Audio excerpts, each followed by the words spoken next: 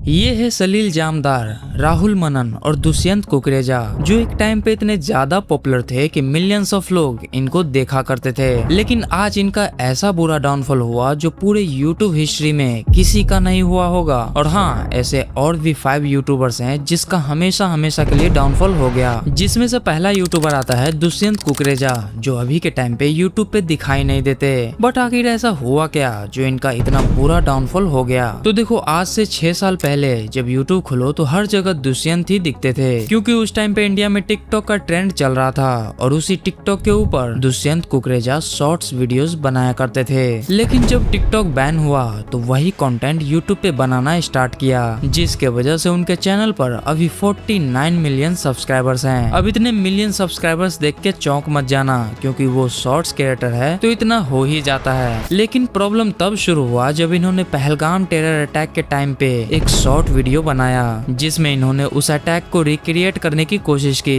जिससे बहुत सारे लोग बोलने लगे कि भाई व्यूज के लिए कुछ भी कर रहा है, और इनको भर भर के हेट मिलने लगा।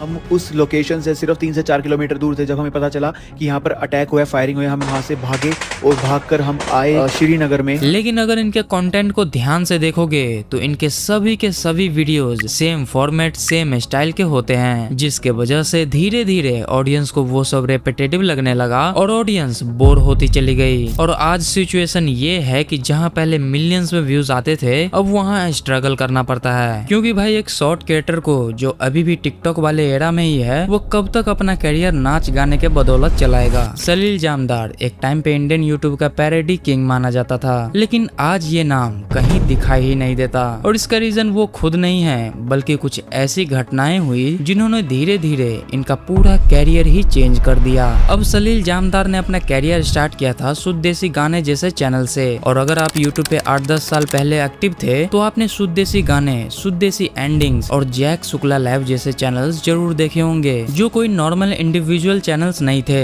ये एक कंपनी बेस्ड चैनल था जहां कंटेंट एक टीम बनाती थी और सब लोग सैलरी पे काम करते थे, और उन्हीं में से एक नाम था सलील जामदार। लेकिन बड़े बड़े म्यूजिक कंपनी के कॉपीराइट क्लेम और स्ट्राइक मिलने के वजह से वो सारे के सारे चैनल्स बंद होते चले गए, जिसके बाद उन्होंने अपना खुद का चैनल स्टार्ट किया सलील जामदार एंड को नाम से, और वहाँ पे वो अपना खुद का ओरिजिनल वीडियोस बनाना शुरू किया, जैसे असली मर्द सीरीज, जिसमें वो टीनेजर्स के एडिक्शन, मैस्कुलिनिटी और नो फैप जैसे टॉपिक्स को ओपनली एड्रेस कर रहे थे, जिसके वजह से इनको अच्छा खासा सपोर्ट भी मिला। लेकिन यूट्यूब की तरफ से वीडियोस पर एज रेस्ट्रिक्शन लगने लगी और उनका रेवेन्यू कम होने लगा, और जब रेवेन्यू आना बंद हो गया तो सलील को अपनी ऑडियंस से डोनेशन मांगना पड़ा, सिर्फ और सिर्फ अपनी सीरीज को कंटिन्यू रखने के लिए। इसके बाद उन्होंने अवेयरनेस वाली वीडियोस भी बनाए, जहां वो एक्सपोज करते थे कि सेलिब्रिटीज जो प्रोडक्ट प्रमोट करते हैं वो खुद यूज भी नहीं करते।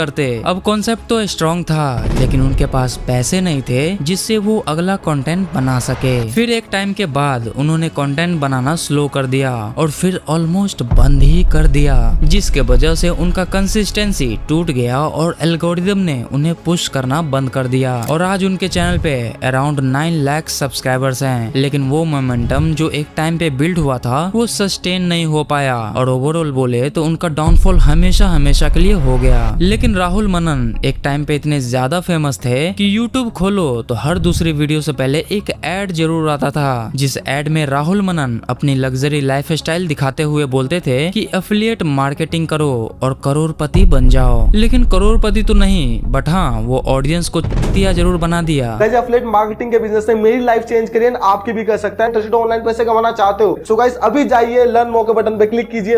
अब राहुल मनन का पूरा गेम क्या था कि वो अपनी सक्सेस को शोकेस करता कार, रिच लाइफस्टाइल और करोड़ों की अर्निंग्स दिखा के, और फिर बोलता कि मैंने इससे करोड़ों रुपए कमाए हैं, अगर तुम्हें भी ऑनलाइन पैसे कमाने हैं तो मेरा कोर्स खरीदो। और यहीं से लोग फंसने लगे। लोगों ने एड्स देखे, ट्रस्ट किए और धीरे धीरे उनके कोर्स बिकने लगे। लेकिन असली गेम तब शुरू हुआ जब लोगों ने कोर्स परचेज किया, क्योंकि धीरे धीरे रियलिटी सामने आने लगी। एफिलिएट मार्केटिंग में इन्होंने जो बताया, इन्होंने बहुत वेग चीज बताई है, यानी उन्होंने बताया कि आप किसी भी नीश में काम कर लो, कोई भी ऐड रन कर लो, कुछ स्पेसिफिक नहीं है। अब कोर्स का कंटेंट इतना बेसिक था कि YouTube पे फ्री में उससे बेटर वीडियोस ऑलरेडी अवेलेबल थे, क्योंकि भाई एफिलिएट मार्केटिंग जैसी सिंपल चीज को इतना कॉम्प्लेक्स बना के एक्सप्लेन किया गया था कि जैसे कोई ये रॉकेट साइंस हो। और जब लोगों को समझ आया कि ये नॉलेज नहीं पैकेजिंग है, तब लोगों को लगने लगा कि उसके साथ स्कैम हुआ है, जिसके बाद लोगों ने रिफंड मांगने शुरू किए। लेकिन राहुल मनन ने अपना सिस्टम ही ऐसा डिजाइन किया था कि रिफंड मिलना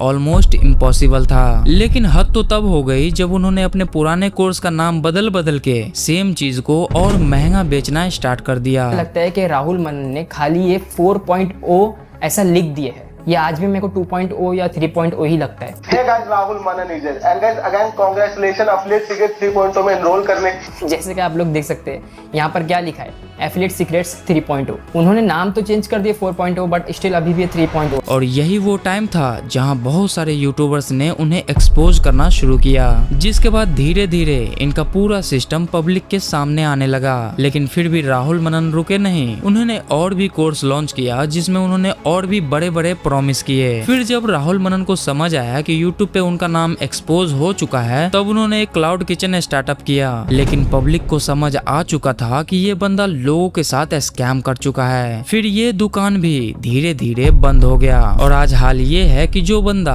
एक टाइम पे यूट्यूब के हर दूसरे एड में दिखता था, वो आज ऑलमोस्ट गायब हो चुका है। मतलब सिंपल वर्ड में बोले तो राहुल मनन का डाउनफॉल हो चुका है। लेकिन बजिंदर सिंह एक टाइम पे इतने ज्यादा वायरल थे कि इनके मीम्स पूरे सोशल मीडिया पर चलते थे। तेरी बहन बोल नहीं सकती थी?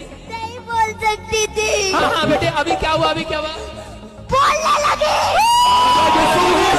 लेकिन जिस इंसान को लोग मीम समझ रहे थे, उनके पीछे एक बहुत बड़ी डार्क रियलिटी छुपी हुई थी। अब बजिंदर सिंह यूट्यूब पर प्रॉफिट बजिंदर सिंह नाम से चैनल चलाते थे, जहां वो क्लेम करते थे कि कोई भी बीमारी हो, कैसा भी हो, कितना भी बड़ा हो, चाहे वो नॉर्मल इलनेस हो या कोई सीरियस डिजीज, वो कैमरा के सामने लोगों को हील करते हुए दिखाते थे। अब इंडिया में तो आपको पता ही है कि एजुकेशन की कितनी कमी है, इसलिए धीरे धीरे लोग उन पर बिलीव करने लगे और वो बस ऐसे ही यसू यसू करके वायरल होने लगे। लेकिन 2018 में एक ऐसी कंप्लेंट आई जिसने सब कुछ बदल दिया। पंजाब के मोहाली की जिला अदालत ने रेप केस में दोषी पाए गए पादरी बजिंदर सिंह को उम्र कैद की सजा सुनाई है। अदालत की ओर से उम्र कैद की सजा सुनाए जाने के बाद दोषी बजिंदर सिंह रहम की भीख मांगने लगा। वो अदालत के सामने गिड़गिड़ाने लगा। हालांकि पुलिस उसे कस्टडी में लेकर रवाना हो गई। इस मामले में पीड़ित के वकील ने बताया कि कोर्ट ने बजिंदर को सजा सुनाते हुए कहा कि उसे अंतिम सांस तक जेल में रहना पड़ेगा। दरअसल एक वोमेन ने एक्यूज किया कि बजिंदर सिंह ने उसे अब्रॉड ले जाने के लालच दिया और फिर चंडीगढ़ में उसके साथ